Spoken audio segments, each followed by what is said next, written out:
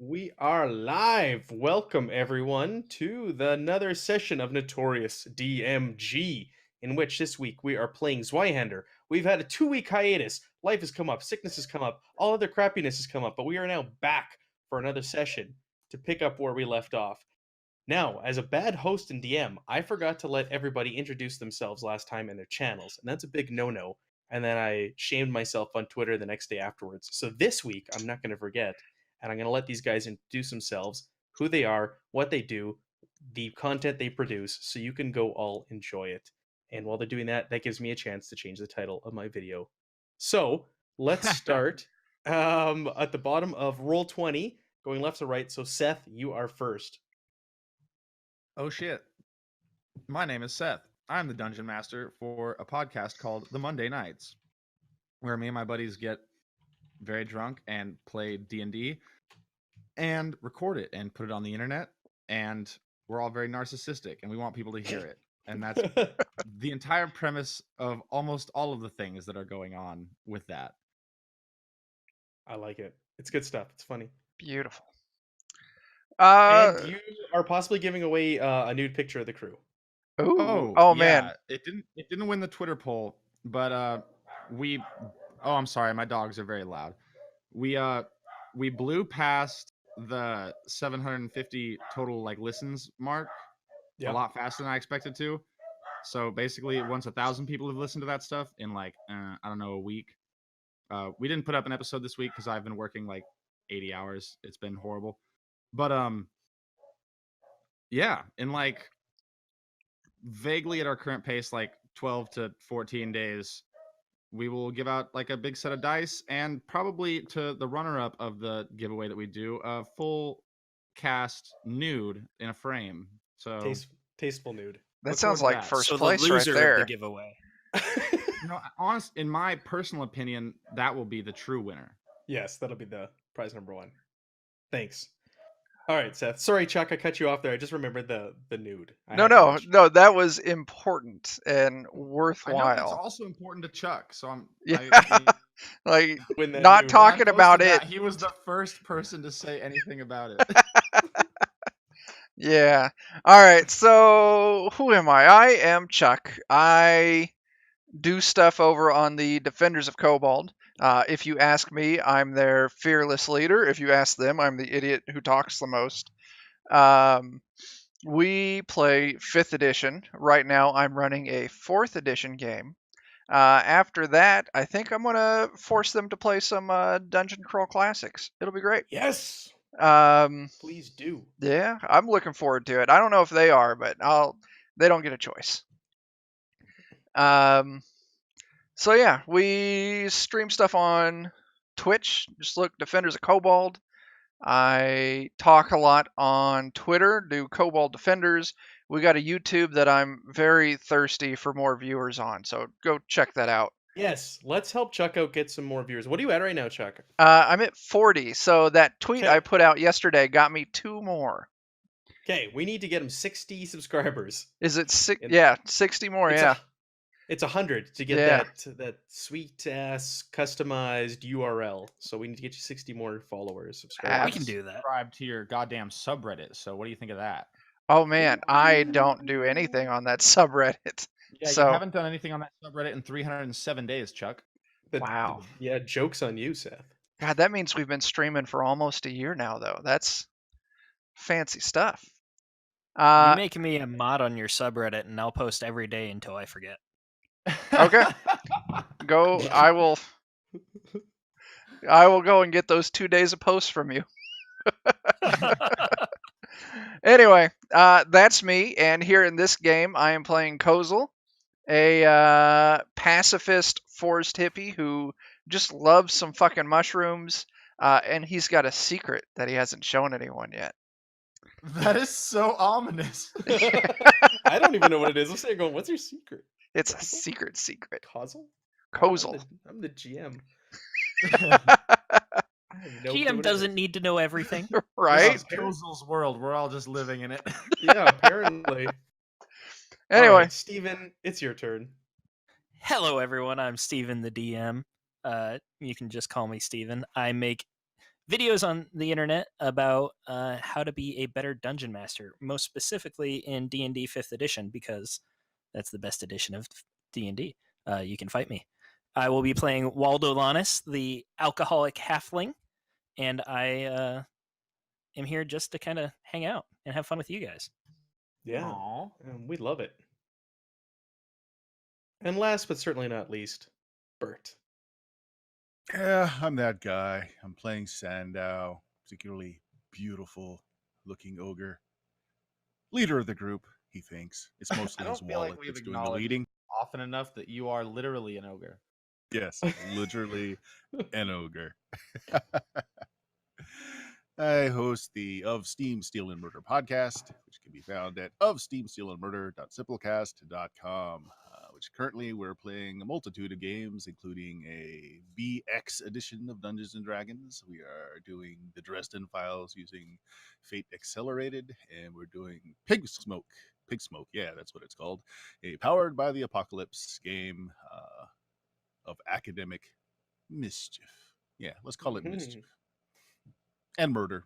My guys typically murder a lot. Murder hobos. Well, it's Sure not are. of steam, steel, and chilling out.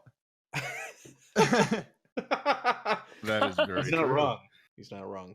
I do love that you're playing an ogre noble bard, and you're actually the most normal character. Exactly. Yeah. This is true. This is true. Everyone just like looks at the three of us and is like, "Fuck that! I'll talk to the well-dressed ogre." Well, he is kind of known in this land as the candy guy, the candy Gerber, child You're The Gerber baby. The Gerber baby. of this world. If you guys are looking Poster for boy links, for diabetes. I forgot how much I fucking love all these goddamn characters. oh, dude. they're This so is good. such a You guys have fun gotten group. so many compliments over this cast of characters. But if you guys are looking for links to any of their channels and all that, there are character cards that I currently have flashing and rotating down on the stream right now, Oh, and it that has is links to everybody's Twitter quite and fancy. everybody's websites or YouTube or whatever it is that they post on. It's all in there. So go ahead, please feel free, check these guys out, follow them. Don't go to our website. It's so bad. It's the one that Blueberry gives you for having a podcast. Well, it's listed there. It's your Perfect. call. Our tagline is a great podcast for the whole family, and I think the fourth word in the whole show is "fuck." yeah, That's not- beautiful. It's not a family program at all. But okay, so let's get to the recap. So, like I said, it's been 2 weeks since we played, so we're gonna have to pull on our memories here. So we started things off. You guys have came across a massacre in the road, and this was the hemp shipment that was going from Vorburg to Swansea for the wedding of Maximilian and Helena. Let me jump over. I've updated our little web of intrigue here from last time we've played. So let's go ahead and take a look at this. This has all of the players. Ooh. Let's zoom out. I'm not on here. Well, all of the players in this tangled web. I love the amount of work you have just put into this single document because it is beautiful. Oh, This is really? pretty good. Thank you. I also Yeah, appreciate it's that nice. Horst is now a member of it. Yes, yes. So you get to look at him all game, or as long as I choose to leave you on this screen.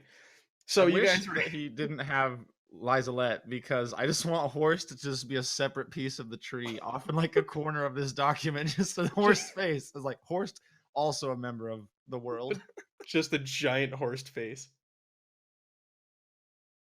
So you guys encountered the slaughter on the highway, and it was bizarre because it looks like it was all done from the tree line using arrows. The guardsmen that were protecting the shipment were not ransacked. The hemp was still sitting there; it was not taken. It looks like it was a planned attack.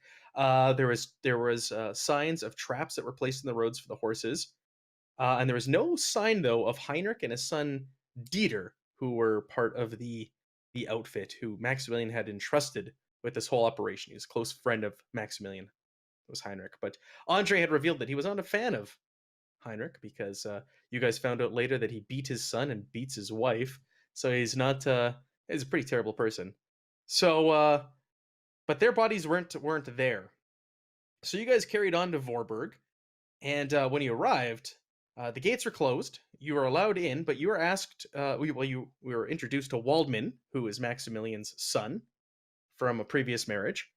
and you were asked to accompany him and the other men outside the gates, where you were shown the scene of Heinrich strung up like a scarecrow in one of the fields, and his body was mutilated and it was riddled with arrows, and had been placed there earlier that day.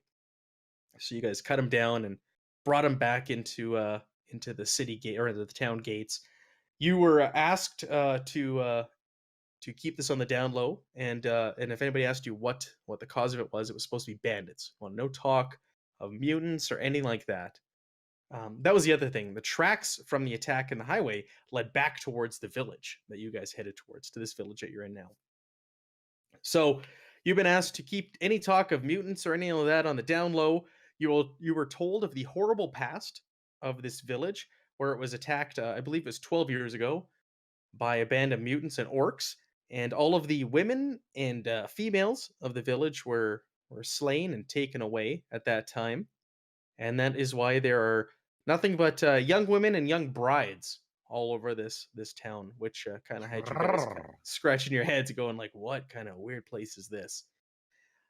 After that, you went to the local tavern and inn, where you were given free room and board by Maximilian, and you proceeded to meet the proprietor Horst and his wife Lizalette. Yeah, you kind of question them a little bit about what's going on here in Vorberg. I believe Blort was looking for basically any like plausible cause to attack Horst on site. Yeah, you did slap a laborer when he made a comment like, "Oh, would you give up your wife for a younger one?" You're like, "Ah!" And you took out Because you he was like, backhanded him. he was just casually joking about like pedophilia, and I was like, I mean, the world's gonna end, but I still don't agree with that. So you backhanded him, and yeah, it didn't really escalate past that. And then the last thing we left off on was Sandow was talking to Horst's wife there, and just kind of asking her where she came from and how she's enjoying life here, and if she's kind of against her will or anything like that. But she was, "Oh, look at that! Thanks, Chuck, for the bits. You got it. Boom! Yes, the first bits. Ah, 100 bits for striking pedophiles. Yes, I love it. That is a worthy cause. Thank you. Um, you were questioning her. Sorry, Sandow. You were laying it kind of thick, because from when I went back and watched the video, because I had to refresh my memory, you were performing at the time. But you didn't really get any information. You found that she was quite happy. She's quite happy with her husband. She's quite taken aback by him, and she quite believes his stories of being a once great warrior. Remember, there's a sword above the door, and he talked about how he slayed, I don't know, 20, 30, 40, however many it is. It goes up every time you talk to him. Orcs, back when the village was attacked a dozen years ago. And I think that pretty much recaps anything. Did I leave anything out, guys? Fill me in. that sounds pretty thorough, I guess. Yeah. Well, a couple That's of things. pretty much everything I remember. Yeah, we found out that the guy is lying, that he was never a great warrior. Somehow everyone just conveniently forgot to look on the back of the sword where it says museum replica, Yeah. stamped right on it. And of course, there is our conspiracy theory that it's all the old wives that are getting back at the town now. All the guys in the town just went in on this conspiracy together to get rid of all their old wives so they can get all these children in. To get a bunch of young wives. That's right. It's a conspiracy. It was your Stepford wives theory, wasn't it? That's the one. That you guys were convinced on. Okay. And then there was talk of going to the Temple of the God Emperor to go see the grieving widow, possibly Enid, who's listed on there. She's the question marks. You haven't met her yet, so there's no picture for her. And also, her brother-in-law is the pastor, Pastor Wilhelm. But at the end of the recording, Sandow decided to leave that till the morning, and it sounded like you guys were getting ready to head in for the night at this point. Is that where we want to proceed? I'm good with that. Sure. Okay. Well, very good. So you finish interrogating or questioning the locals and slapping them around, and you're starting to to turn in for the night. You guys are finish off the last of your beers and the last of the food that you have, when suddenly the door springs open, and it's that boy again, Klaus, the one who helped you up to your rooms, comes charging in. He comes huffing and puffing and running over your table, and he's trying to catch his breath. And sirs, Maximilian needs to see you. Please come with me. I'll take you to his mansion. I will not be ambushed, boy. What do you desire from us? It's not me. It's Maximilian. I mean, I turn to Sandow. Like, what do you think? You're smarter than me, straight up. Take a look at the messenger. Obviously, he's out of breath. Does he look frightened? He looks. Who got? Someone got slapped by Nightbot. I know who that is. Seth. He looks what? Sorry. Frightened. Remember, he is we'll call him special needs. So he looks like he's kind of flustered and in a rush, and this looks like a very important task to him. So he's please, sirs, please come with me. Maximilian has requested your presence. Right. Says it's very important. I suppose he is our benefactor. Let's suit up. If nothing else, my fine gentleman, he's have better wine at his dwelling than we can find in this establishment. Oh, that's a good point. And it goes, oh, okay, thank you. I'll take you right there. I'll take you to his mansion. He's waiting for you. I believe the big scary one is there too, and his son. I'm assuming I've had a few drinks since this is the end of the night. I'm assuming So you I'll have just, as well. More than a few. So I'll just pull out my bone saw and, all right, kid, whatever it is, I can take care of it. And I'll just start swaying forward. You see him like dive behind Sandow, and he's kind of standing behind you, Sandow, for cover. I can fix anything. So at this point, it's about 10, 11 o'clock at night. So it's dark out. The streets are pretty empty, and he's like rushing ahead of you. He barrels out the door, and you guys get outside, and he's standing there, and he's waiting. He's like, come on. And he's like, gets a few, houses up ahead of you, and he's like waiting as you guys are kind of sauntering through the road. And Waldo, you're kind of stumbling through the road, and please, hurry. There's no waiting. We can't make them wait. And he leads you through the streets to the big mansion that stands out amongst everything else in this village that you guys saw when you came in earlier, when you were kind of being shown around, and it was mentioned that this was Max's mansion. So you're taken to the front porch of this magnificent building. You can tell it is old. It looks like it's been passed down through the generations. It's a very ornate building. And Klaus gets to the front door, and he starts rapping on the door, and it opens, and there's lantern light and candle light coming from inside, and you see a very kind of, I don't know, a very stern looking woman answer the door. And she, what is it, boy? Oh, I'm back. Maximilian asked me. Oh, fine. And she swings the door open, and she looks at the bunch of you and kind of gives you all the stink eye as you're coming through. And as you enter, you see Helena, and you see your friend BB as you enter, and they're sitting at a table there, and bathed in some lantern light. And this kind of witchy looking woman is ushering you in. Take off your shoes, take off your boots. Don't track in a mess. Get in here. This is an ungodly hour. These girls should be sleeping. I don't know what my brother is doing, having people over here in the middle of the night. Get in here. Get in here. All right, man. We'll come. Forceful. Don't call me man. Dude, it's just an expression. Do I look like a man or a dude to you? She puckers up her face, and Dude is a gender neutral term. Perhaps you should reassess your feelings towards it. I'll pull out my bone saw again. I mean, I can make anyone gender neutral. upstairs.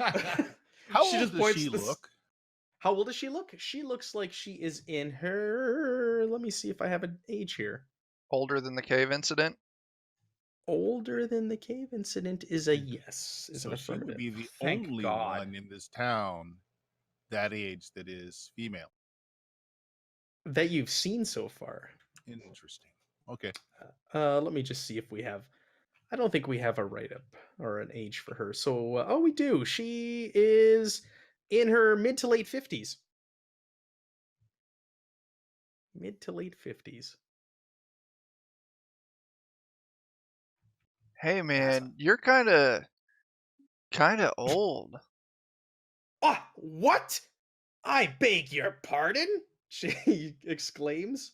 If you don't calm down, ma'am, he'll start talking about how you're harshing his mellow, and then we'll be trapped in an infinite cycle wherein you insult each other for the rest of the evening. I will give a big charming smile and say, "Forgive, my friends, we're merely surprised, as you seem to be the only lady in this town with such history behind her, such experience, compared to these young children that seem to be the new wives of." She's. Do we want to roll for this? Do we want to make Sandow roll for his tongue, his silver tongue here? Do you want to charm I her, Sandow? Absolutely, Yeah, the dice pill. Trying the to best calm her tool. down anyway. Yeah, why don't you do you're playing to her strengths. You're laying it on thick. So I'll make this an easy. It's a +20 charm. All right, now I got to remember how to use the character sheet. Let's see. So you select the difficulty at the top there and then just hit the corresponding skill that you want to roll. And what did you say it was? Standard? Or Charm. Easy. Easy, yeah. Well, my buttons don't seem to want to work.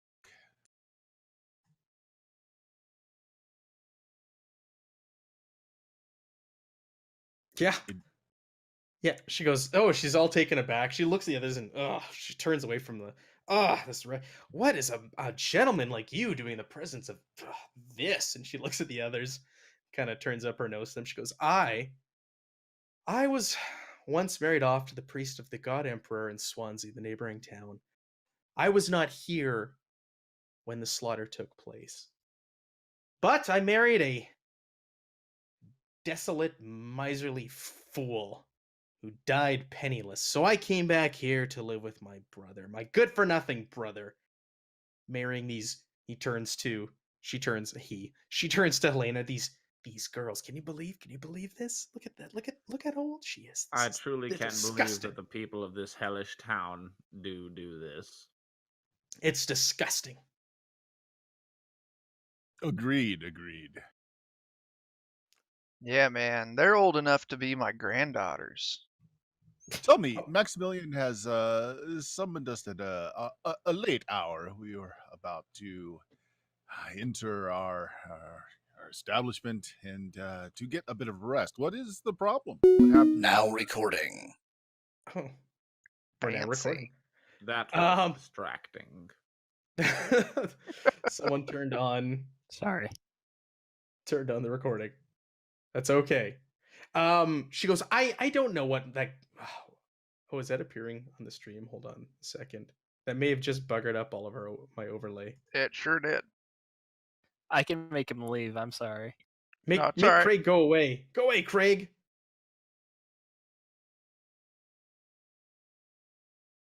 There we go. My bad. That's okay. Greg is I an can important member of this group. I can strip the audio. I can strip the audio off all these sessions and send them to all of y'all. Okay. She goes, I don't know what my good for nothing useless brother wants with the group of you. Go upstairs. My nephew's up there, and that Kessler fellow is up there, and I don't know what they want, why they're meeting at this hour of the night. And she points Tell to the me, stairs. for such a shrewd woman that has experienced a lack of a gentlemanly husband who left her penniless, I would expect that you would have been keeping a tight eye on your brother's dealings so as to not further impoverish the family with bad decisions. Could you,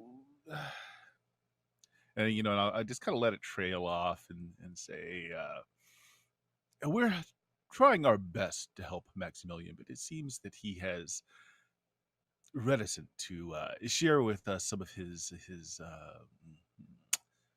secrets, shall we say, things that are troubling his mind, and I have a suspicion that they may include his financial situation. Well, that fool has gotten lucky in the last little while and come into some good financials with this hemp crop. Well, good. You have allayed my fears, good lady. Yes, it's the only way he was able to get this one. And she kind of lowers her voice and points to Helena over at the table. Yes, it is a shame. She is so young and inexperienced, but I have met her family. They are a good family. Perhaps it will breed through and she will eventually become a good wife. Just kind of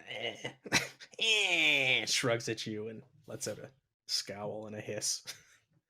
Right. So yeah, just trying to play To- up with to her. Just butter trying her to get up, her yeah. on good graces. Yep. No, for sure. So I thought they said they needed a doctor. Why are we here? I'm ready to doctor and just give me something to cut off. She's like, is he drunk? Get him, take him upstairs. He should not be around the women. Take him away. Wait. If the women are down here, this is where it should be. You can you see Helena and BB at the table, and BB's like, You are not helping your cause. BB's at the table, and if you remember her, you traveled in the cart with the two of them. She's like, Yeah, she is didn't like drunk, me. and he's disgusting, and get him out of here. Your BB shout from the table. So does So- no one need a doctor? No. You Oh. hear a voice from the top of the stairs, and you see Andre Kessler, the guard that was traveling with you guys at the top stairs. It goes, "Oh, are they here? Bring them upstairs, boy, and you'll get your coin." And Klaus says, "Oh, okay. Come on upstairs." And he starts ushering you upstairs. And I'm showing going because they need a doctor, not because you all told me to go. he hustles up the stairs, and Andre gives him a couple of brass pennies, and he goes on his way, very very happy and pleased. And you get to the top of the stairs, and Andre shows you into a small little parlor room, and within it, Maximilian is sitting there in a chair, and Waldman is standing up at the window, kind of looking outside with his back to the group of you. And Andre shows you into the room, and Maximilian, he thanks you for coming. Thank you for coming at such a late hour. What have you heard around town in regards to these attacks? And he's smoking a pipe, and he takes a big drag from it, and he sits back in his chair, eagerly waiting to hear what the townspeople are saying. Man, did you know that all the women here are really young? Well, yes, it has to do with the attack a number of years ago.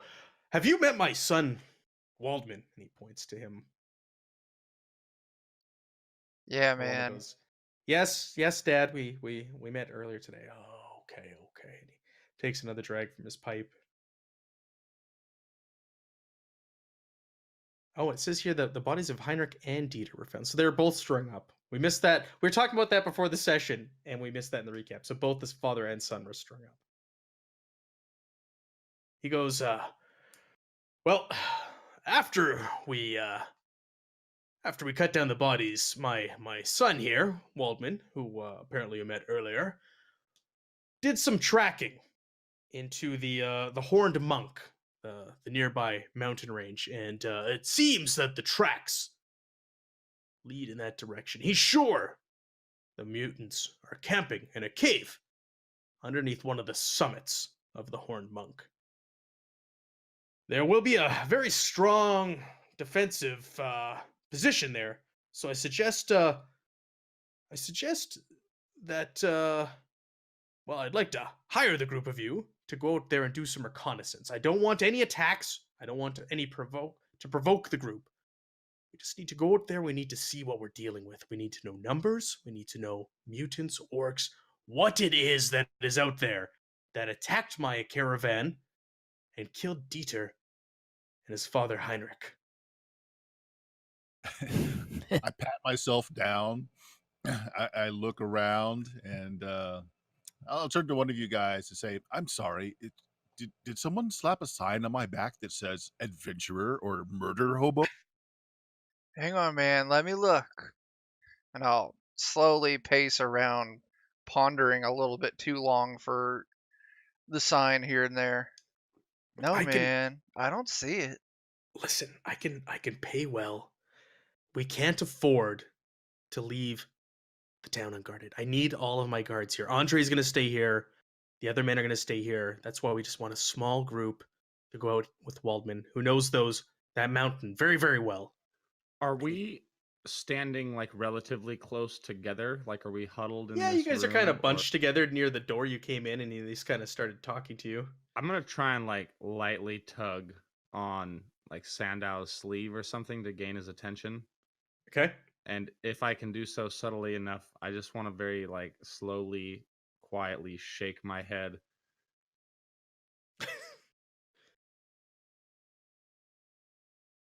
I see. Is your village so devoid of able-bodied men that you would hire a group of entertainers to do such work? I'm not saying we're not beyond this task. It's just not really our thing. Well, like I said, we can't really afford the men. If there are numbers as great as we think camping out there on that mountain range, we need to prepare, and I can't afford to send any of my men out. Like I said, I'm not looking for you to attack them or go after them or scare them away. We just want to know what is out there. That's all I'm asking of you. You would rather risk our lives than your own. Waldman steps forward with that and he goes, I know these mountain ranges well. Your life is not at risk. Once we get close to the overlook, I will personally go forward and I will look into it. I just ask for you to accompany me in case there's any trouble along the way.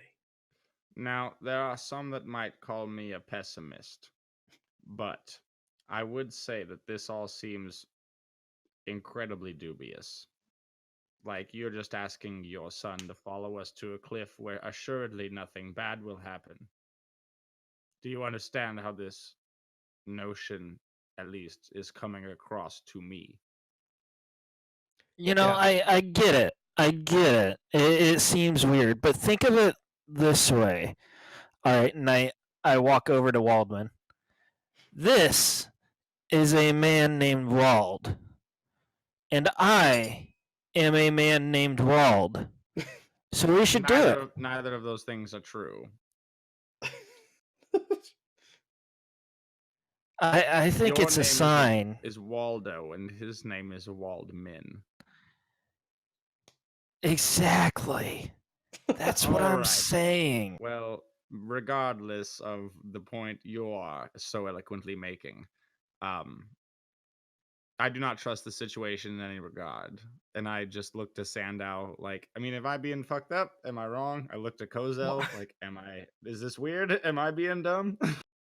Well, I must say that I am intrigued with what has been going on in this village in its storied past. It would make a very good epic song to relay on our wanderings and our entertainings.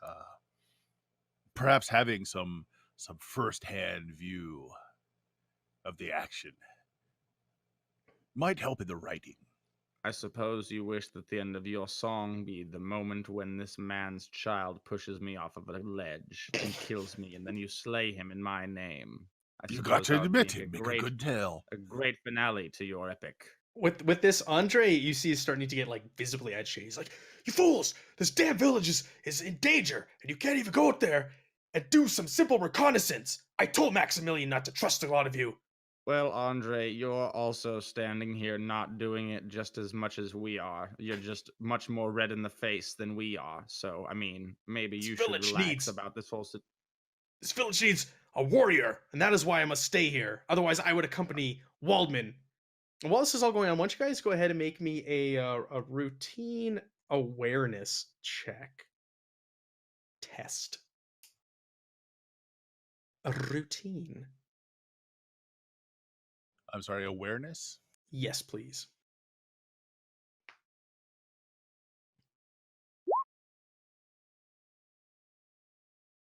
What's up? So Blort, Waldo. I can't seem to get the buttons to work for the correct difficulty. Weird. So I just rolled it. Okay. Blort and Waldo, you guys notice while like all of this is going on, and whenever Waldman's speaking, and even now during this exchange, he's sitting there and he's like tinkering the whole time and just kind of playing with the talisman around his neck that you guys noticed last time as well.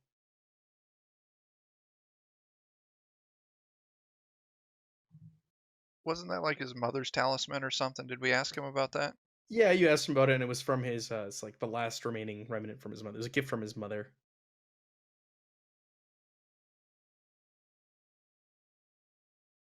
So Andre's getting all worked up and upset with you, Blort. And he's Andre, shouting. I at least am willing to go. I Just too to would be satisfy willing my to go. curiosity, and yes, for a bit of coin. My companions and myself, however, have drunk heavily this night, not knowing that we would be pressed into such service. No. I would not. I would not ask you to go on this eve. No, you are a guest tonight. You enjoy your stay here. You leave first thing in the morning, though. My son, he will meet you at the inn, and he knows a secret way up the Horned Monk that will lead you there, and hopefully you guys will be able to get some more information for us. And come back. What is going on up there in those hills? Hey man, when you meet us in the morning, you should bring me a flask of lantern oil, man.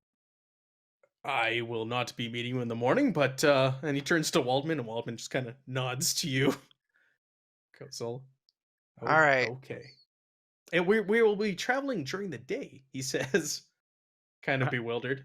I Yeah. turned to Kozel. I'm like, would you mind just giving me a brief? Like, you give me a rundown of what you believe is happening here, Kozel. What have you perceived from this situation personally? And explain it to me now. We gotta go find the ladies, man. So we're gonna go count how many are still in the cage. Yeah, see, like, guys, we are, I mean, obviously the most well suited for this adventure. Let's go. Who cares if we fall off the cliff? We'll be fine. Everything is going to be perfect with this, obviously. Yeah, I still need that lantern oil though, man. I mean, Waldman I'm nods. ready to go now. I'm awake. Let's do this. But are you sober? Sober as a tree. Hey man, he's I- gotta have some drink. It steadies his hands. Andre Oh says, yeah, and I pull out my bone saw, and it's just like swaying. I'm steady as a tree. Andre says, that man needs to sleep this off. Get him back to the Cowardly Orcs, and we'll see you in the morning. And he's just getting more and more agitated.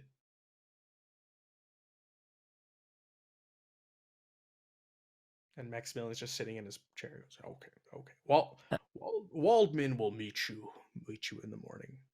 I mean, I guess I could use a nap. Why And did you another- choose to rouse us from our bed chambers to give us this information as opposed to telling us in the morning when we would be traveling? Andre goes, from what I understand, you weren't asleep. I mean, do you normally hand out your tasks late in the evening? That just seems, I don't know. I don't understand this culture whatsoever. You are all in love with 12-year-olds. Like, what is going on here, truly? We've been discussing our next moves, and we finally came to agreements at this hour. We figured it best to leave first thing in the morning so you can climb the mountain and get to the overlook of where we believe they are staying. It is going to be a half day's travel there and a half day travel back. So you saw that we were all intoxicated and knew that we would be less than at our best in the morning, and decided that would be a perfect time to send us off alone into the woods to face an unknown enemy. All right, Blort. All right, so the point is that this is a man named Wald, and I am a man named Wald. I leave the goddamn and that's room. why they came for us, Uh, because we're both men named Wald. Andre interrupts. Get out! And he points to the door and starts like shuffling you out. And Maximilian's just in his chair. Thank you. I can't thank you enough for agreeing to help. My son will meet you in the morning. All right, so who needs me to let some blood? So you're ushered downstairs by Andre, and you guys get to the bottom of the stairs. The women folk are now gone. They're no longer sitting there at the table, and he instructs you to get your. He kicks you out the door with your shoes and boots in your hand. You're out standing. You kicked out onto the porch, and the door slams and locks behind you. A very grumpy Andre. It's awfully rude, man. I know, right? You guys are like guests here. This is how they treat you. If I had some terrible. lantern oil, I'd teach them a thing, man. Watch it burn. What is your obsession with this lantern oil, Kozel? I am quite curious. Well, if you huff it, it gets you this crazy high, and it's actually good as an anesthetic. Man, I only put natural things in my body, man. Lantern oil is as natural as lantern oil can be.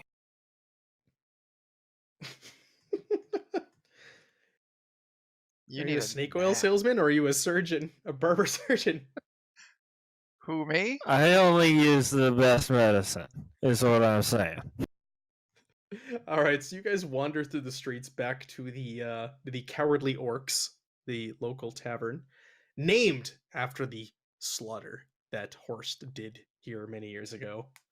And you have your rooms, and you head down for the night. You guys spend the evening or the night in the Cowardly Orcs. You're woken in the morning by a knock at the door at first light, and you hear the voice of Klaus calling to you. He's here. Please, we must not make him wait. And then he scurries on down the stairs. You guys, yeah, it's been a very short night after all of this.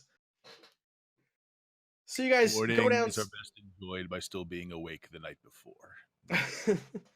Upon going down the stairs, you see Waldman sitting at one of the tables with Andre, and they're breaking breakfast together, breaking bread. And as you guys enter the room, Andre stands up and says a few words into Waldman's ear, and lays a hand on his shoulder, and pats his back, and leaves the building as you guys make your way down the stairs. Waldman greets you. Oh, thank you for getting up at this ungodly hour. I know it's early, but we must start out. This is going to be a full day's journey there and back. So why don't we have some delicious hot breakfast, which has been prepared for us? And he kind of puts his arm up and calls out to Klaus, bring them some food and some drink.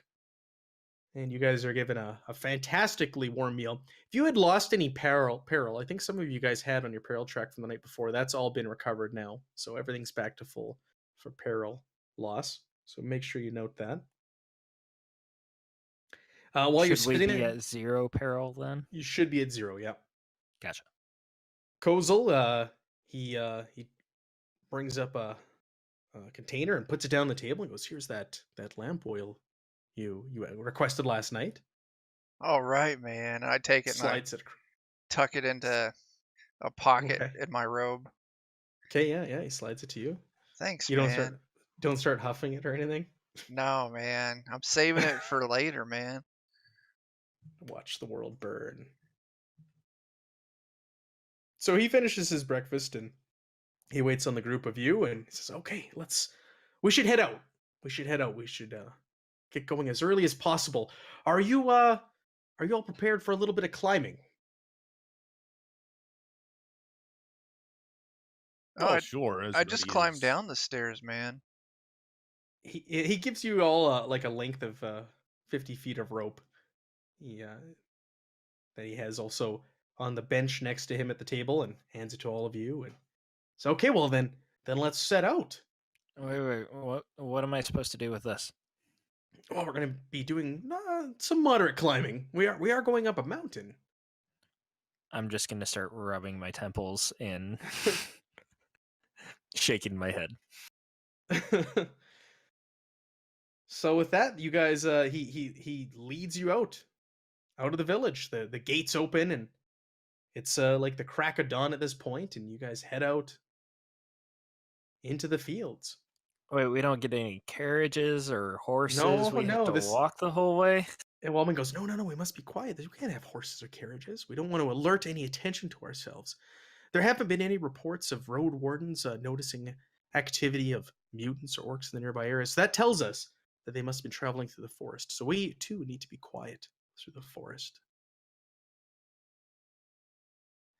Okay, Sandow, you know I would never ask you for anything ever, but you're a big ogre and I'm a small halfling and I'm super tired. So can you just like give me a lift? Carry me.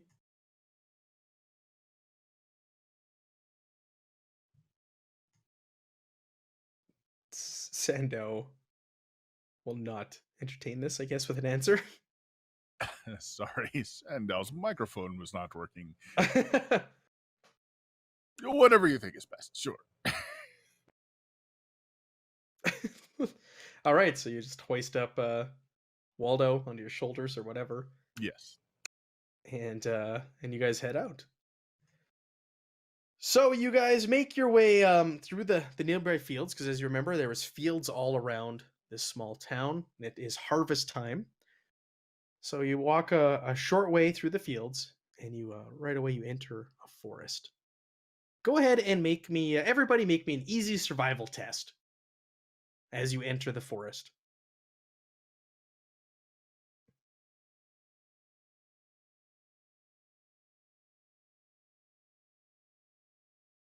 Where is survival? Under perception. Oh, skipped right over it. Ooh, look at you. Yeah, that's a crit success. You guys all succeed except for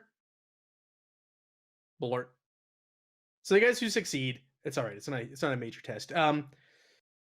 You are able to tell that this area is cultivated for firewood and fruit and for pigs to roam in. And actually, Kozel, with your crit success, you find a very lush apple tree, and you're able to pick a number of apples for the trip that are perfectly ripe. You fill your bag and your pockets and all that. You call the others over and say, "Hey, here's some good food for the trip. Why don't we stock up?" Hey man, I found some food. It's not mushrooms, but it's still pretty good. I don't want to eat firewood. No man, and I'll hand you an apple. It's firewood fruit. Firewood fruit. Yeah. It looks like an apple. It's an apple, man. It's an apple.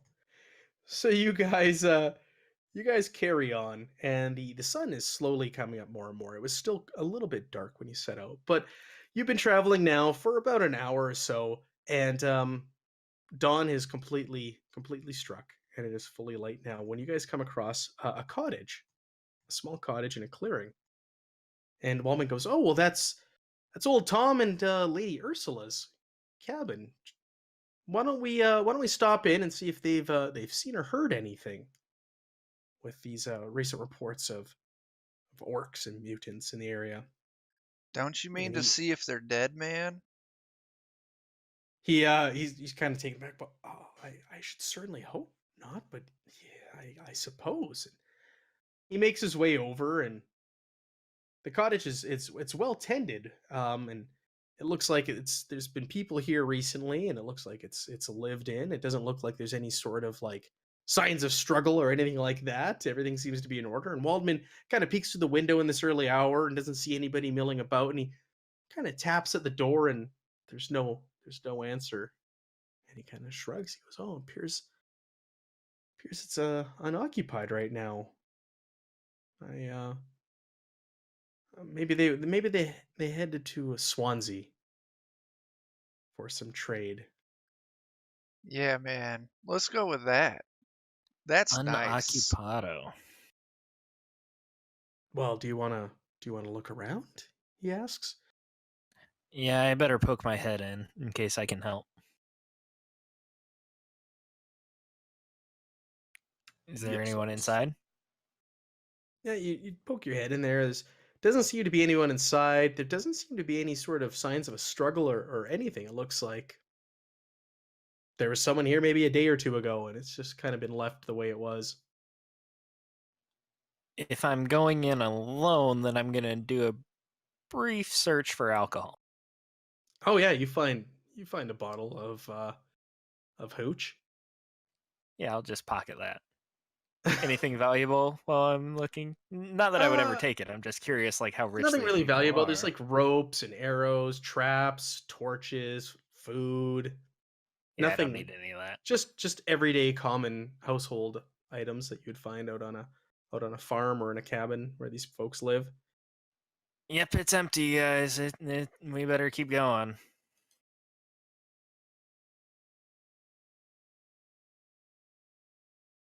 All right, man. Any signs of trouble? Like, I mean, it looks perfectly normal. Doesn't look like they've been invaded, anything like that. Oh, no. I'm sure they're just at work or something. Where do they work? Waldman says, "Here, this is their cottage, and Oh, well, then they're probably just on vacation. yes, like I said, they probably made a trip to Swansea." Yeah, man. A long yeah. vacation.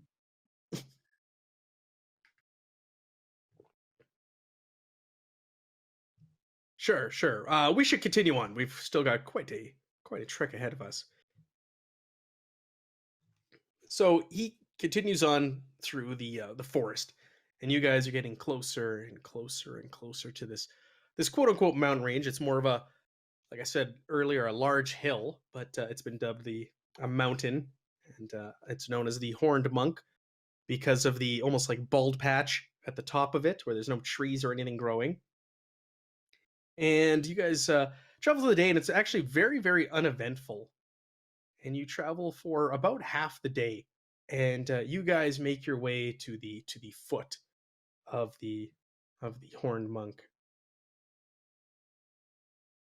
So you guys get to the edge of this thing, and you're kind of peeking around. You're following Waldman, and he suddenly disappears on you, and you're unable to locate him. Oh, I guess that's that. Time to go home. He's And and with that, you hear a call from above. He goes, "Hey, shh! I'm up here."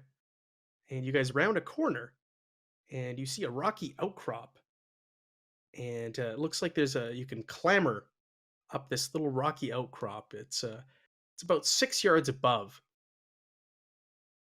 And he goes, up here. This is where we need to go. This is the secret way up here.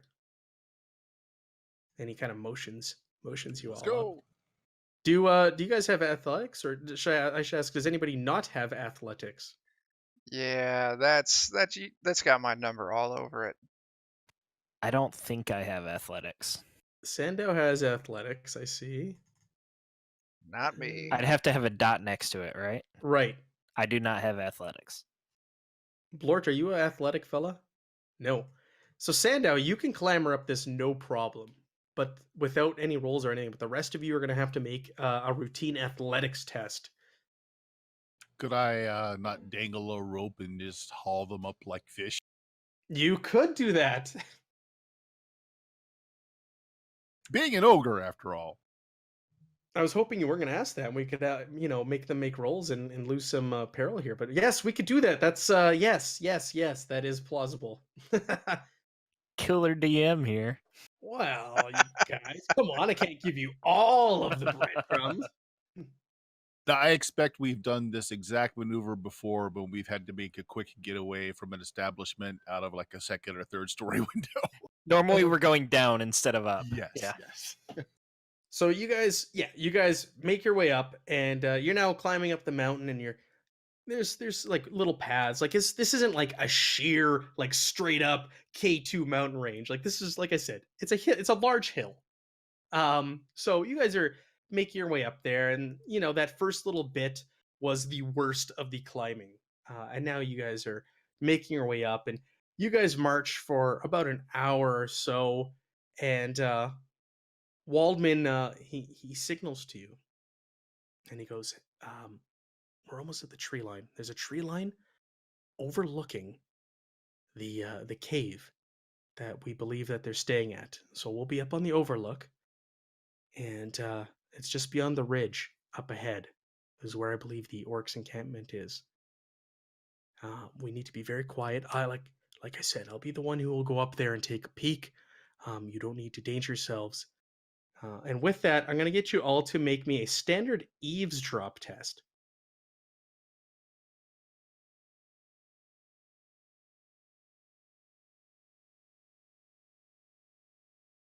Ouch. Ooh. Oh, after these rolls, this reminds me something that there's a mechanic we haven't been using that we'll also implement. Sandow succeeded. Blort? He was having mic troubles. He may not be back yet. Oh, Blort. Okay, but while we're waiting for Blort, I'll also tell you this. I forgot about this since session 1. This is a core mechanic of the game. You guys have fortune points to use every session. So you have the number of fortune points equal to the number of players plus 1. So you guys have 5 fortune points every session. You get them at the beginning of every session. They don't carry over or anything like that. But what you get to do is you can use these to re-roll a failed skill test. You can use one to gain an additional action point in combat, or you can use one to treat a chaos or fury die as a face of 6. And if you remember from the rules, if you roll a 6 on a d6, it explodes and you get to roll again and add it onto the previous total. So you guys have 5 of these fortune points every session, so you can cash them in. Now the thing is, when you cash them in, they then become misfortune points, and I get to use them for my benefit. And then once I use them, they disappear. It's not like Star Wars where it goes back and forth with light side, dark side points. So that's something to keep in mind if you fail a roll in this session, you really want to make it, or if it's really important. You do have these fortune points. You have 5 of them at your disposal. Yeah, I'll use one. You want to drop one here and give me a misfortune? Okay. Yeah, if it's allowed. Yeah. Heck yeah. What's the worst that could happen? Where's my token that I use for misfortune? I think I got a skull somewhere. I don't see it on the character sheet. No, I'm going through my tokens here and roll 20. The people on stream, you just get to see a long list of things that I'm scrolling through. Yeah, so go ahead and re-roll. Was this based on hearing? Yes, eavesdrop test. So It's a re-roll with no new modifiers, right? correct. Here we go. Oh. I got 1 point better. So copy. You guys can see those tokens too. Yeah. Yeah. I'll just Yeah. put those as our fortune points. I'm not gonna make that. I got that crop ear feature. So yeah, And I'm there's gonna. and I got 1 misfortune. There we go. There we go. Represented on the board. I mean, can I just let it ride and keep going until I pass? You can, but you're gonna spend all of the team's fortune points, and I don't know if they really want you to do that. Hey man, you gotta keep it spicy. I mean, this is why my wife doesn't like me going to Vegas, because I keep going. We'll say I don't know how the group feels, but maybe you've spent your fortune point so far. You know what? For shits and giggles, I'm cool with it. You want to let them roll again? That's majority of people with microphones. There you go. Bert's here too.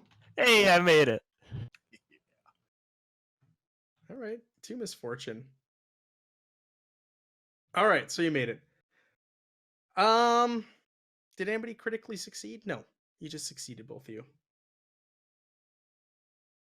So as Waldman is explaining that there's a tree line up ahead, and on the other side of that tree line is the ledge, or the edge, or the ridge, I should say, the ridge to look down on where they believe the camp is. You hear someone or something behind you in the bush.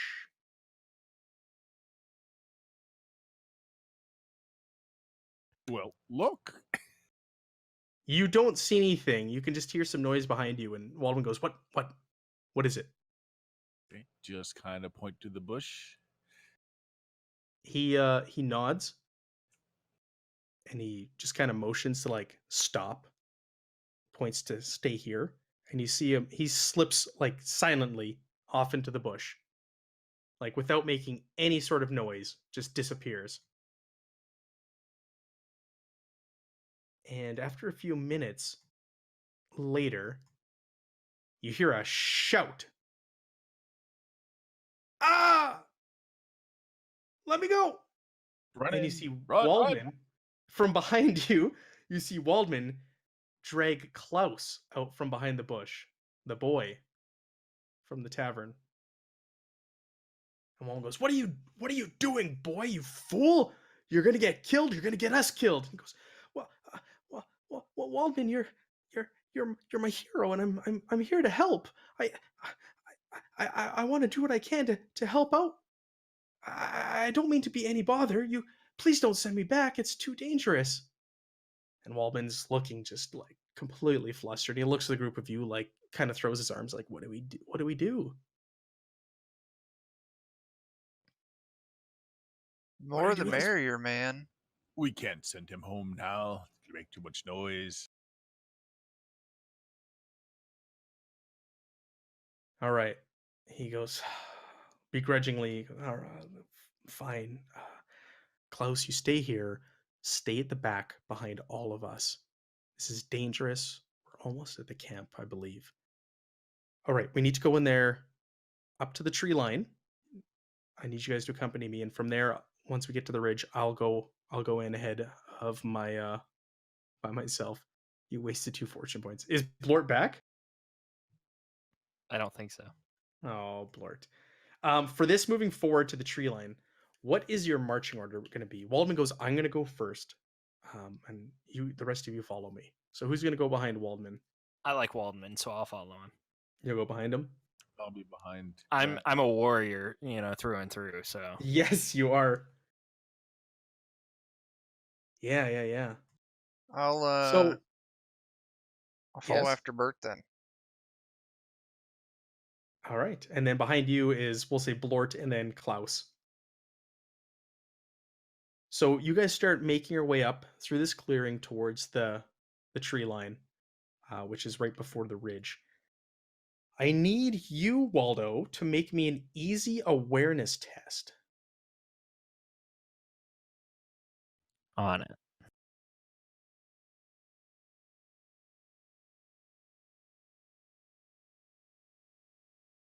Ew. Okay. So you see briefly up ahead, Waldman's unaware, but you see around him a shadowy outline of a figure, and it looks like they're holding something. And suddenly a arrow flies towards Waldman and sinks into him. Shit! Mutants! You see an arrow flying towards him. What do you have a moment to react. What do you want to do? I'm going to get behind cover because I don't want the arrow to hit me by accident. All right. I mean, I'm a hero, and if I'm not around, I won't be able to save other people. So I have to protect myself first. Yeah. So, do you shout anything? Do you shout mutants? Mutants! And so then I jump behind cover. Mutants, and he dives behind the nearest large rock that he can find in this clearing. And Waldman turns and goes, "Huh?" And this thing sinks, boom, right square into his forehead, and he falls over. Waldman! I'm gonna army crawl over to him and pull out my bone saw and see what I can do. You hear a howl or a wail come from the tree line, and you see a figure break off and start to run towards through the forest area. Away from us, right? Yes. So we have the opportunity if you want to. I want to throw some knives at it before it gets to warn others. So we can enter a chase here, and you can try to get after this guy before he gets towards the others. So we didn't do a chase. We almost had a chance for the chase in the first session with the ladies on the shoulders with the cabbages and the bride for the night, but it never ended up playing out. So we'll do a chase scene now. So the way chases work is there's an escapee and a pursuer. In this case, obviously, you're the pursuers, and this thing that fired the arrow and just kind of shot an arrow right into Waldman's forehead is our escapee. So this is going to be a short chase. It's only going to be 3 rounds. And the way it works is you guys are placed below the escapee on the track. There's a chase track. And what you do is you figure out your initiative. We do it in order of initiative. So it's a D10 plus your initiative score on your character sheet. So go ahead and do that now. I don't think I would actually chase. I would try to hang out with Waldman and pull out the arrow. Okay. You hear, well, as soon as this happens, Klaus screams, "No!" Maybe if I amputate his forehead, it'll save him. I don't know. Maybe. Does anybody want to take chase after this thing? Sandow, did you want to? Yeah, like I said, I'm gonna try and take him down before he can warn others. So as soon as I get a shot, I'm throwing some knives at him. Kozel, did you want to chase after this thing? I'll follow Sandow. Maybe not entirely sure of why we're running, but if Sandow runs, I know it's usually a good idea to run. Where is Are your knees up to it? We're gonna find out. Where's the initiative on the sheet? I believe it's on the second tab in the middle. Let me just go to your character sheet here with you. Talents and trappings. Ooh. Initiative. Oh yeah, 8. So roll a d10 and add 8 to it for Kozel. Kozel. So what are we rolling for here? Initiative? Initiative, yeah. And this is where essentially how fast you're going to be, or who's going to act first in this Right. chase. So what's it based on again? It is, you roll a d10 and add your initiative score onto that. So Sandow's is a 8. So roll a d10 and plus 8.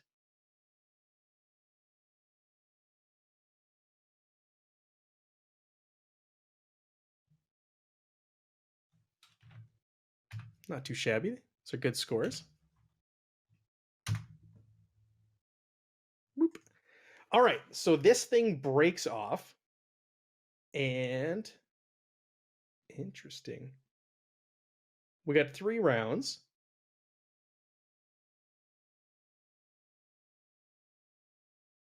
So the escapee always rolls first, no matter what, because they have a head start, and you're trying to catch up to them.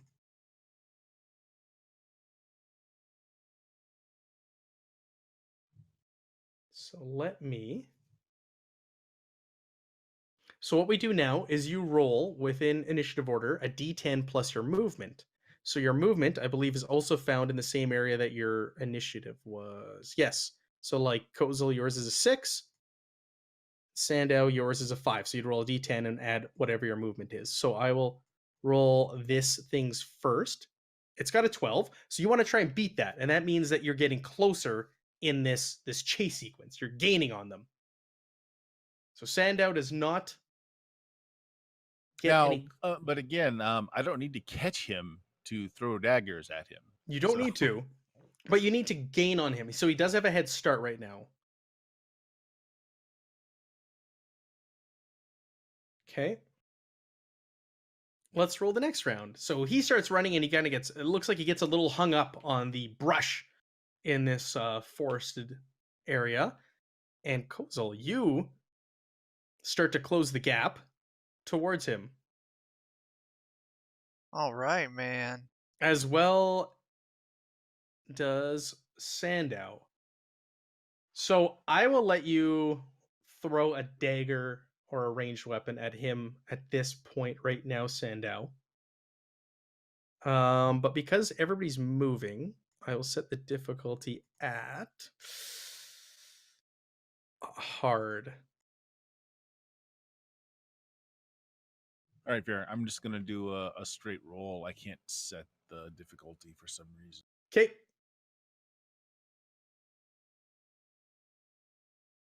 Wow. Whoa.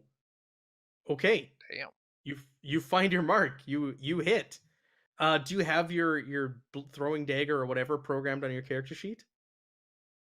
I think so. Let me see. Can you hit the macro for that? Is that going to work? Otherwise, let me grab my. I think I have the GM screen printed here with all the gear and equipment, and I'll find a dagger on there. Yes, I have it. Okay.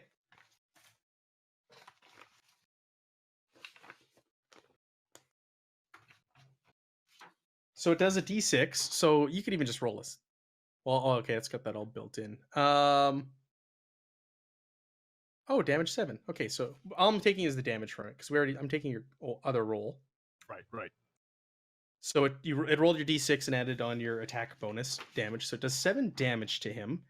And a throwing knife. I'm just looking at the qualities because the qualities is really what makes the weapons stand out and are different in this game. I've got them. It's fast, finesse, and throwing. So now it's a matter of finding what those do. There we go. Fast, finesse, and throwing. Yes. Okay, that just affects the chance to dodge or parry, but he's not attempting to because he's trying to get away from you for fast. Finesse. You do AB instead of CB when dealing damage. I hovered over your character sheet, and that's already programmed in there correctly. And I'm sorry, what was the last one? Throwing? Yes, throwing. Okay. Yeah. All right, so it finds its mark, and I'm going to say it sinks into one of its legs. And this thing falls to the ground and starts to howl in pain, gripping at the back of its leg where your throwing dagger found its mark. And you see this thing just kind of this large mass rolling back and forth in the I was going to say the desert, in the forest, screeching in pain. Oh, get it out! Get it out! Now that we can see him clear, is he carrying a bow or a crossbow? I mean, so our guy was hit with an arrow, you said. It was, yes. So he's carrying a bow, and he's He is, got okay. he's got a little sword at his side also. And as you get closer, you see this thing withering back and forth, and it's this powerfully built being. Its skin is sallow, and it's got big, heavy brows topped with a sloped forehead, which tapers off into a head of sparse, greasy black hair. He's got a pronounced underbite with 2 overly large, sharp teeth poking over his top lip, and a nose that's almost snout-like. And he's deep-set, black, pinkish eyes. More swine than human. Let's see, do I have a picture of this? Yeah, there we go. Yeah, you see this thing withering in pain. Oh! Oh! They'll come and get you! They'll come and get you! Mother! We'll kill you! Yeah, so we're running to catch up to him and try and get him to shut up. Mm-hmm. Because he's screaming right now. Yeah, so yeah, if he's just down, I'm gonna just start beating the crud out of him. Yeah. Yeah, you start beating on him, and I'll slide on the knuckle dusters. hog tie him and put some rope in his mouth, kind of thing. Well, Yeah, because he's while Sandow's beating him, I want to go up and pull the sword and the bow and arrows off of him, toss them to the side. no, for sure. Okay. So you have this thing tied up. Do you want to drag him back to the others where Yeah. Waldo drag him is? And back. Waldo, you've back there with Klaus, and Klaus is like inconsolable right now. He's just bawling and I'm gonna kill them. I'm gonna go kill them. I'm gonna kill whoever did this. And you see through the tree line, Sandow and Kozel come back, and they're dragging, or I don't know, pushing along this guy, this big lumbering thing. He's thin and built, so he's not necessarily fat, but he's muscular build, but still thinnish looking. You see this thing that they're leading out, and with that, Klaus just launches towards them, and he draws a dagger, and he starts running towards Sandow and Kozel. I'm gonna kill him. I'm gonna kill it for killing Waldman, and he just runs towards the Klaus, group of wait. you, We need information. waving a dagger in the air, and he's just barreling at you guys with his eyes wide with like bloodlust. So I take it I was not able to save Waldman. No, you kind of cut into him. I have failed as a barber surgeon. You cut the arrow off, and you're I applied pressure to the wound. That didn't help. Yes, made a few incisions here or there, but he was DOA. As soon as you made your way over to him, you're like, yeah, this guy's dead. Did he have a flask of alcohol on him? Just as I was checking for further wound. He did not. Well, he wasn't worth saving, anyways. Okay, I guess I'll follow Klaus after he takes. Yeah, he did not. So Klaus is barreling towards Sandow and Kozel, and he's not listening to you, Sandow, and he's just running at you, screaming, waving this dagger in the air. All right, we'll just get between him and the creature then. Okay, so you get between the two of them. You're a very large fellow, so I'm not going to make you roll or anything. You're able to restrain this boy. He is like a 12-year-old boy, but he's crying. I'm gonna kill him for shooting Waldman. Sure, we'll do He's my that. hero. But we will do it later after finding out if there are more of them and whatever this thing else may tell us. Okay. So this thing is just kind of like staring at Klaus, and you lead him towards Waldman and Waldo, which is weird to say, and he's bleeding pretty profusely from the back of his leg, and you hear him through the gag, and there's like blood dripping down, and there's dirt and stuff mixed in it, and he's kind of holding it out and motioning like. I can take care of it, and I'll go and try to inspect the leg. Yeah, go ahead. Yeah, make me a barber surgeon roll. I don't know what it. What would that be? Is there a medicine skill? I think so. I think so, and I think you have Heal. Heal. Yeah, go ahead. And So make what me- difficulty? Oh, this is not going to be too difficult. It's a pretty clean wound. He's a willing subject. We'll make it an easy roll.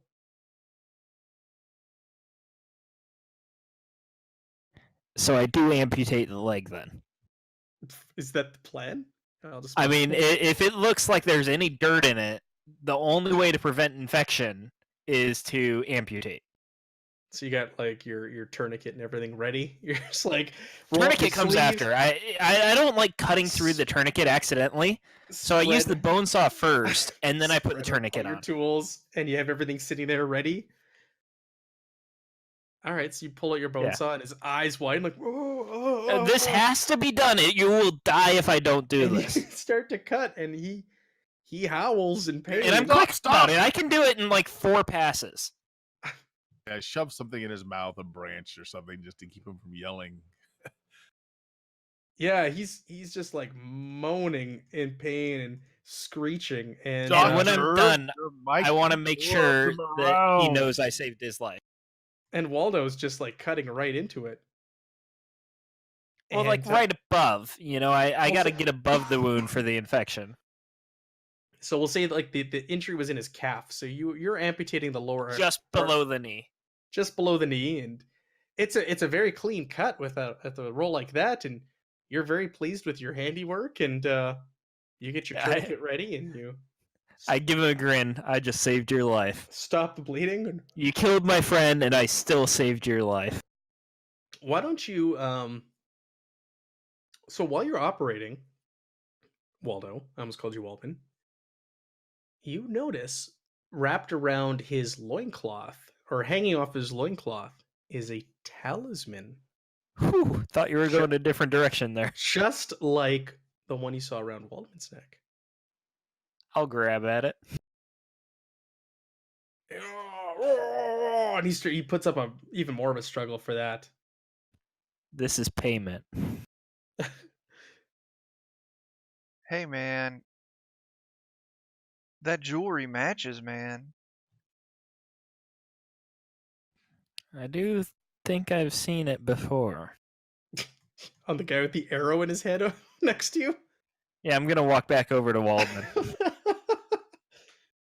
Where have I seen one of these before? Yeah, you go over to Waldman, you grab the one off his neck, and yeah, they're almost identical. All right, I'm gonna take both of them. Okay. Waldman does not put up a fight. I'll go back to the mutant or whatever he is, and what is this? He's gagged. No. Speak clearly. What is this? I just saved your life, and you can't even talk clearly. This is ridiculous, and I'm gonna start drinking. I can't put up with this. Hey, man. Maybe we should, take the stuff out of his mouth, man. No, he needs that for the pain. Oh. Yeah, you're right, man. You know what? Give him your lamp oil, and then we can take the gag. No. I'll give him some mushrooms, though, man. No, that'll mess with his head. Yeah, no, I need the lamp oil, man. I can't share any. All right, just take the gag out for a second, and then we'll put it back in for the pain. All right, I'll take the gag out. Take the gag out and question him.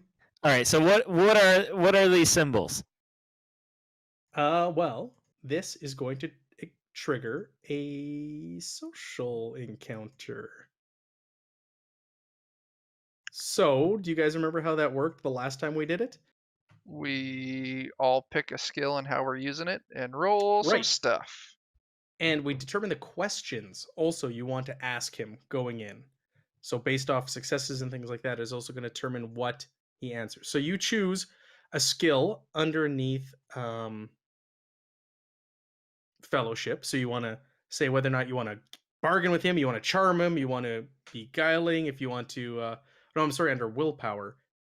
Interrogate, resolve, I guess charm, bargain. Yeah, you have to choose one of those social What ones. if I want to leader him?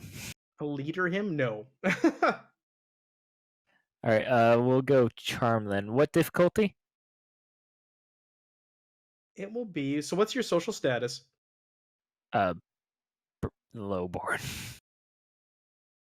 Yeah, except for Sandow, we're all lowborn. I did just save his life though, so I feel like that should bump me up one.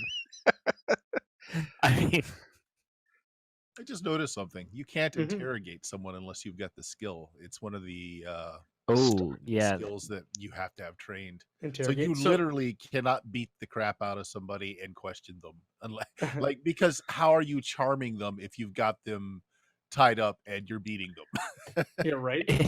So our options are bargain, charm, guile, interrogation if you have it, intimidate, leadership. I'm not tying him up and beating him. I tied him up and saved his life. All right, so that's charm. Leadership or rumor. And this will be done at a +10 for everybody. Even That's Sandow. routine. Yeah. So who's rolling what skill? It doesn't matter. I guess you're rolling it now. But what do you want to ask him? What do you want to get out of him? Let's go through the list of questions. I'm trying to figure out why they were both wearing the same symbol. Okay. We need to know numbers, and we need to know what they want with the town, because they are intimidating the town by posting that guy up front where everyone was going to see. Oh, don't be so practical about your questions. I want to know who Mother is. Mummy dearest. Yeah. And what's it got in its pockets? What do you got in your pockets? Who's your daddy and what does he do? So we've got a charm roll, which was successful. Oh yeah. I like it. I What did should save his life. what should I Mhm, roll for? Who is mother?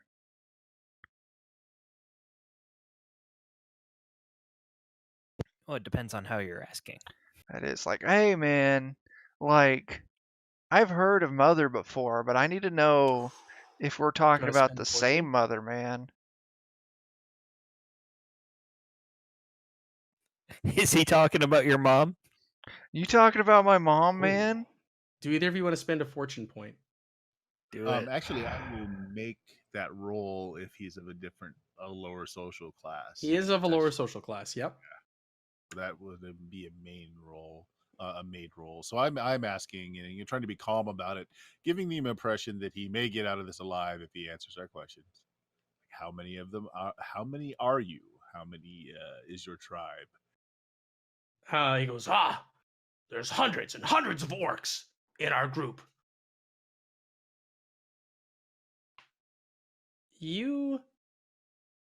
I'll say that you can go ahead and make me a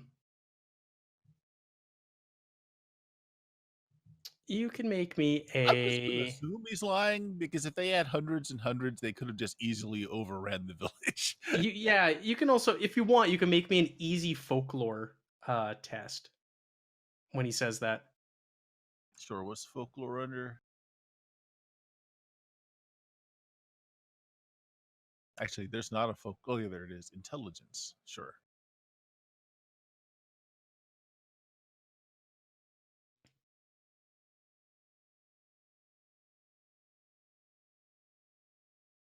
Yeah, I made Okay. it.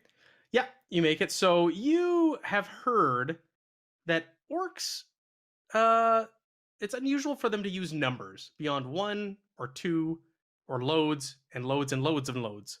So for him to say hundreds and hundreds, you're like, okay, well, yeah, you're an orc. So you don't really know what you're talking about. You don't know numbers.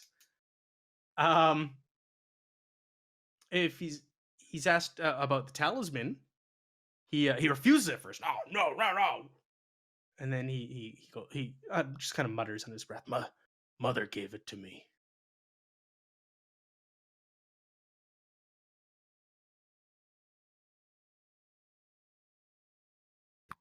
But what is it? What is the symbol?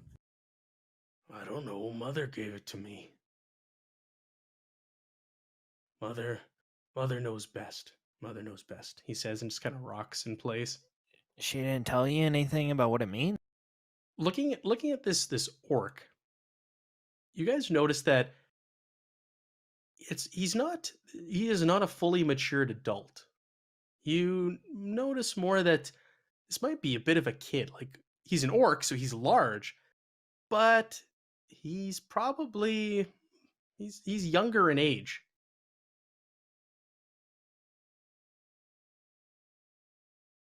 All right. Look, I just saved your life. All right, you would have died. That infection would have spread. You would have had no chance. Just tell me what the symbol means. I don't know. Mother gave it to me. Mother knows best. And she didn't tell you what the symbol means. No, she gave it to me at birth. Hey man. You don't have an image of what the symbol actually looks like, do you? I don't. I had described it in the first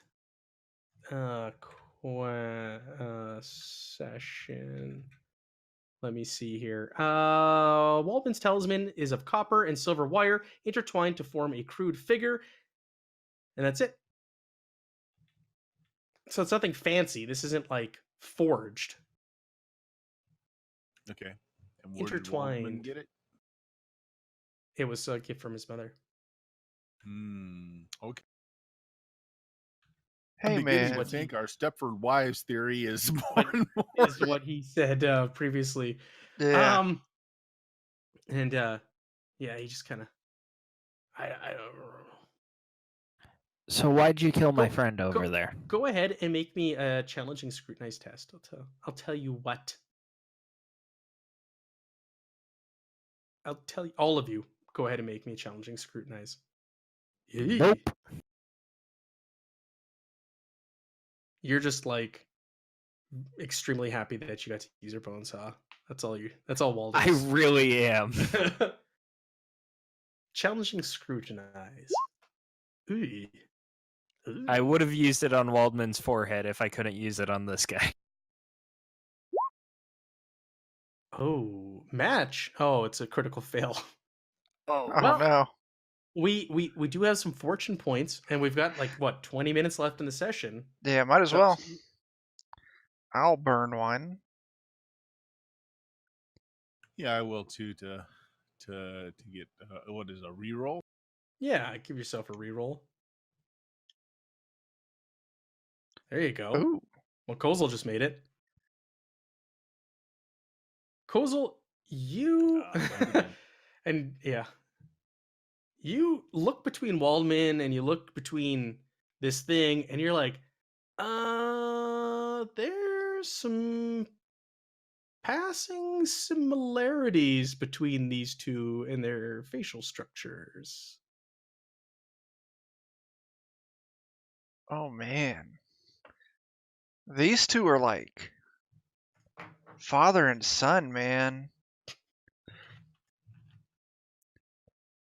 Where's your mom at, dude? His mother's at camp, Where's the camp? and he points to the forest line towards the ridge where Waldman said it was. Mother's there. Mother Hey. will zap you. Hey man, I think that you just killed your dad. No, that's not my father. He looks at that human. But is he your brother? I don't have a brother. I have a sister. My sister will come looking for me soon too. Hey man, does your mom look like you or does she look like us? He looks kind of at you guys after a while and looks down his skin, and he looks up at you, and she looks more like you. She's Oh. that short. Well, I guess just to you, Kozel, yeah. Kozel, yeah, she looks more like you, because it doesn't look anything like Sandow or a larger version of Waldo. Hey man, we were right. It's the old ladies coming back for revenge. He goes, "That's right. Mother told us that they deserve it. They should all die. All of the villagers. They deserve what they deserve to die." All right, man. Case closed. Let's go home. Wait, they deserve to die. I just saved your life, and I came from that village. Well, What else did Mother tell you? Why do they deserve to die? Mother didn't say why we came to the village. She just said it was the right thing to do.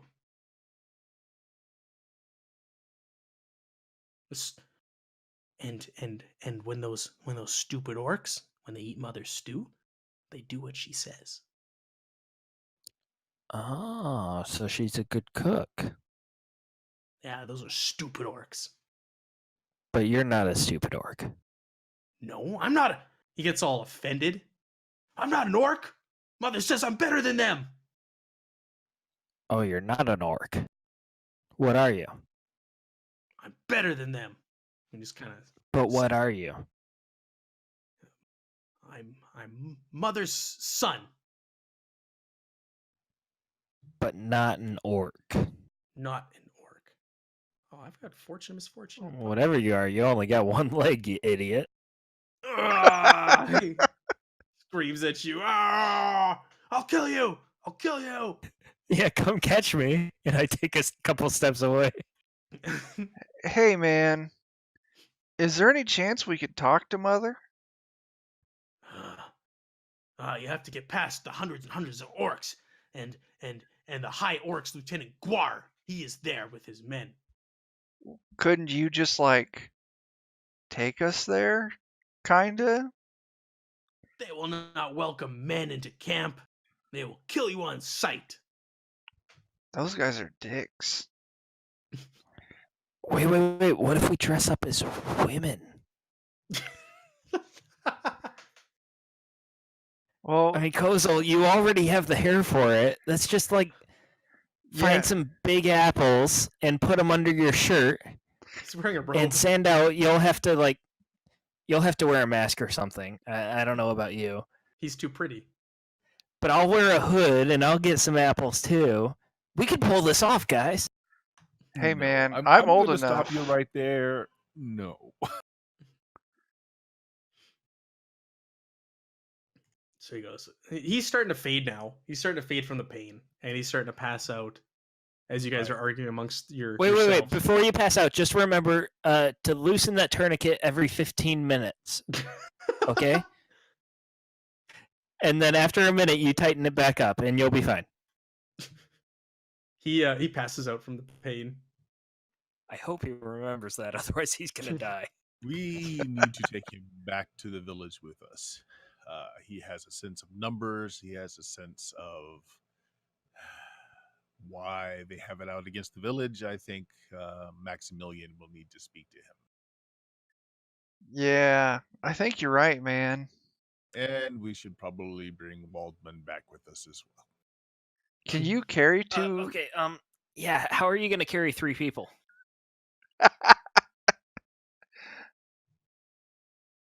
Waldman isn't a large man. Surely you guys can manage Waldman.